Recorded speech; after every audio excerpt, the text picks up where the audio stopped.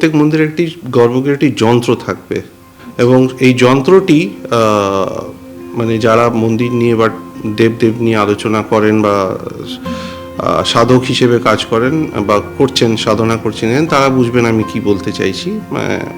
এবং এই যন্ত্রগুলো স্থাপন করা হয় কিছু স্পেসিফিক রীতিনীতি, কিছু স্পেসিফিক ইনস্ট্রাকশন ধরে, কারণ এইগুলোই হচ্ছে কি আমাদের এনার্জি সেন্টার।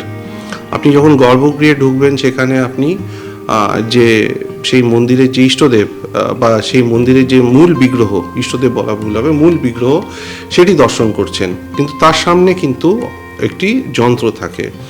সেই জন্যই গর্ভগৃহেতে ঢুকতে দেওয়া হয় না সাধারণ মানুষকে, শুধু পূজারীরাই ঢোকেন, কারণ তেনারা জানেন যে ওই যন্ত্রের কি সিগনিফিকেন্স বা কি মাহাত্ম্য এবং সেটি কি কাজ করে।